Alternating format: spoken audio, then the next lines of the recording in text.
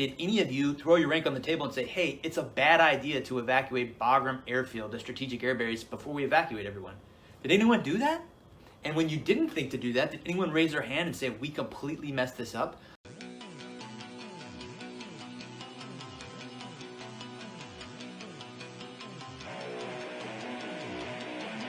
Doesn't anyone notice this? I feel like I'm taking crazy pills! I don't want you to write. I don't want you to write to your congressman because I wouldn't know what to tell you to write. I don't know what to do about the depression and the inflation and the Russians and the crime in the streets. All I know is that first, you've got to get mad. Has the whole world gone crazy? Am I the only one around here who gives a shit about the rule? You have the luxury of not knowing what I know. I want you to get up now. I want all of you to get up out of your chairs. I want you to get up right now and go to the window, open it, and stick your head out and yell, I'm as mad as hell, and I'm not going to take this anymore! Now, it is a rare thing for one of our rank and file to ever break off, no matter how bad the leadership is, and no matter how bad the decision-making is. It's a very rare thing for one of our military men or women to break off and make statements against the leadership. And for this to happen, it shouldn't be understated how epically bad the leadership needs to be. Now, Lieutenant Stuart Scheller is not the only person speaking out. There are, according to him, people speaking out all over social media. Now, I would warn them against that. And the reason I would say that, I mean, we reported previously about this purge that they're doing, and they're using social media to purge military members. Who's deciding what's extreme? Well, Bishop Garrison, of course.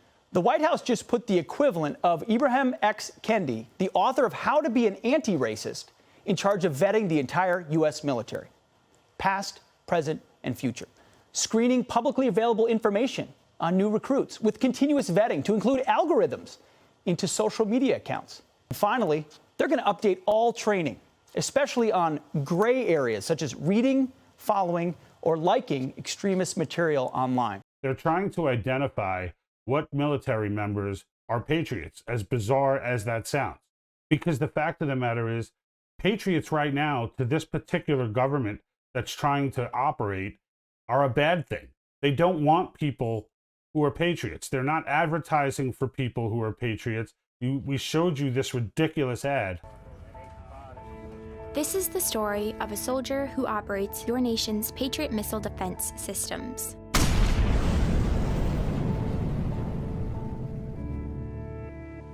It begins in California, with a little girl raised by two moms. There's no way I'm sitting through that whole commercial again. So the type of person who responds to that ad is not the type of person that's in the military right now. The bottom line with military members is they are killing machines. They need to be. They need to be, or they will die, or the person next to them will die, which in their case is even worse. Many would rather just throw themselves down than let down the person next to them. This is how they operate. This is the mentality that you have to instill in these people. They're a special kind of human being. But Lieutenant Stuart Scheller is so distraught. And he makes the comment in his speech here that he gets it with the whole counseling thing and whatnot, that this is not, like he tries to make it clear, this is not PTSD. This is nothing like that. And he says there's a time and a place for that. That's not what this is. Let me let him go ahead and give it in full. I'm not going to edit any of this because we owe him as Americans that respect. They've already removed him from his post as of today, August 28th. Good evening. My name is Lieutenant Colonel Stu Scheller, United States Marine Corps. I'm the current battalion commander for Advanced Infantry Training Battalion. I've been in the Marine Infantry for 17 years. Started my tour with Victor 1-8. It's the current unit that's doing perimeter security, dealing with the mess that's going on there. You can see open source reporting that there was an explosion and some people were killed. I know through my inside channels that one of those people that were killed was someone that I have a personal relationship with. We won't go into more details because the families are still being notified. Not making this video because it's potentially an emotional time.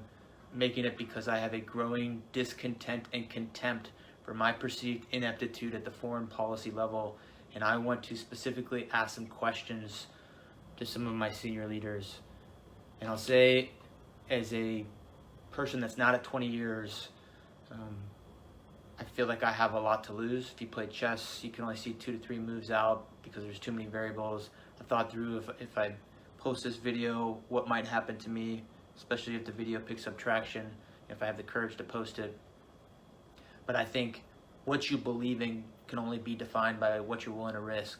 So if I'm willing to risk my current battalion commander seat, my retirement, my family's stability, to say some of the things that I want to say, I think it gives me some moral high ground to demand the same honesty, integrity, accountability from my senior leaders.